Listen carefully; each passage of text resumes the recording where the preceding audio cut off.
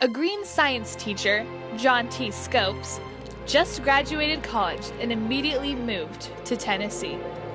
In the meanwhile, a new Tennessee law was passed in regards to evolution in public education. I would like to pass the Butler Law.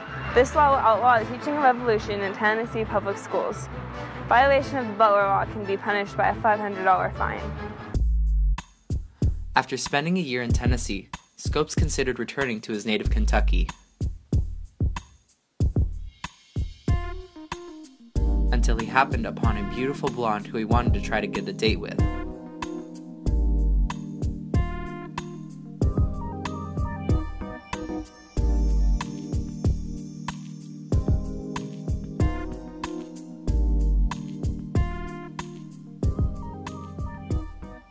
As a result, he stayed in Tennessee one more week.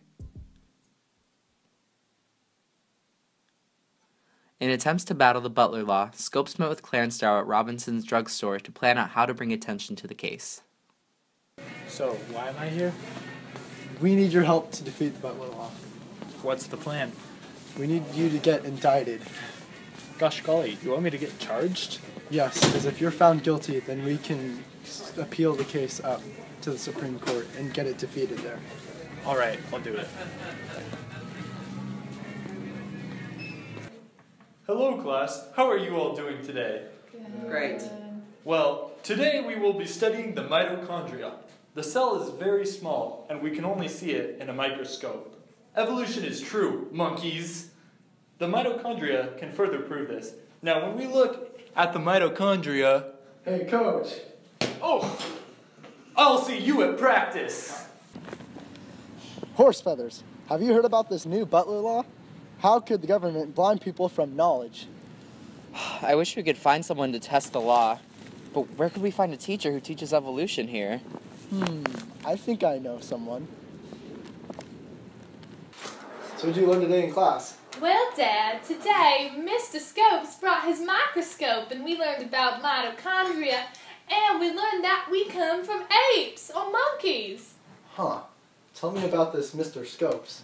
Well, Mr. Scopes... You're under arrest for teaching evolution. This is how the arrest went down. John T. Scopes, you have been charged with violating the Butler Law. How do you plead?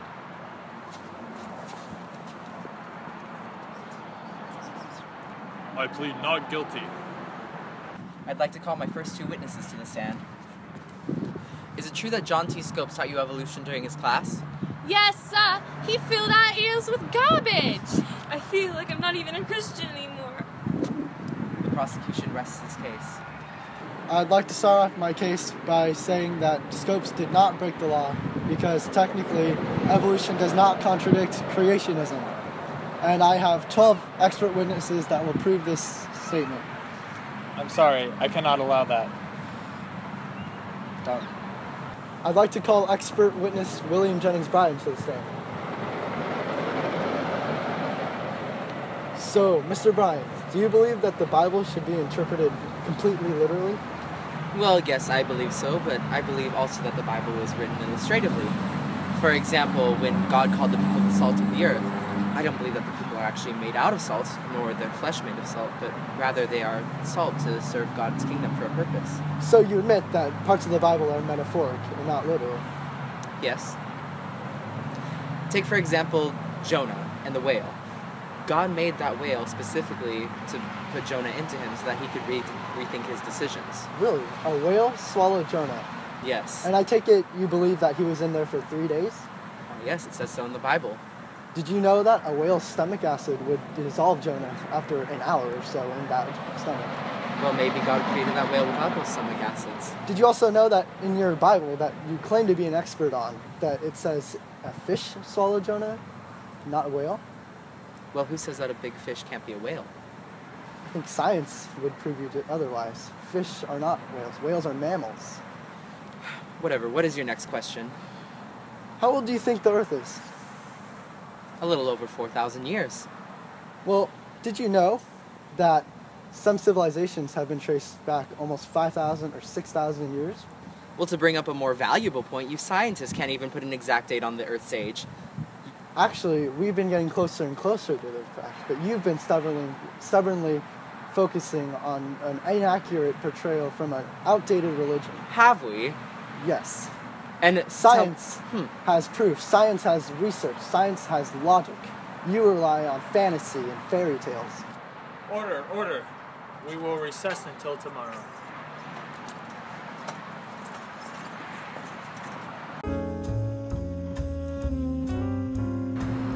I think to save time, we should just bring the jury in now. I know you're going to convict him anyway. All right.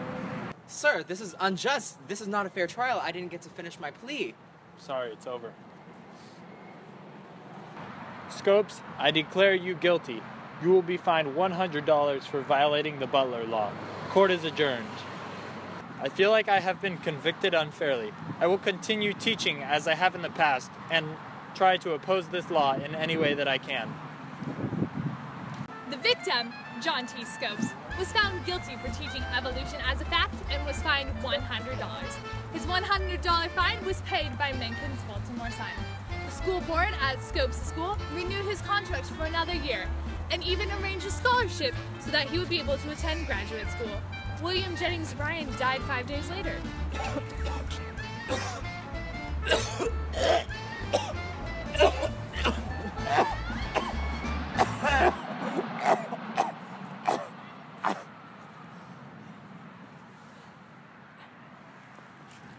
There were many conflicts in the trial, including evolution versus religion. In addition to these conflicts, there are also many areas of tension, including questions of individual rights and parental concerns. A question of who controlled the schools, the teacher or the majority, arose, as well as who was supposed to determine the law. Scopes lost the case, but he won the public's favor. This trial began over the nature of the Bible and produced many more cases battling religion and fundamentalism. Many other school districts and towns struggled with the same issue. The drama of this case was what brought the popularity and its attention to the media, attracted many people to be intrigued in this case. Civil repression remains abundantly evident and pervasive, whether from the teachings of fundamentalism, McCarthyism, or modern political correctness, and requires vigilant and vigorous opposition. Many people in today's American society are opposed to the teaching of evolution and desire to have it removed from public school curriculum or to have it taught as well as creation science.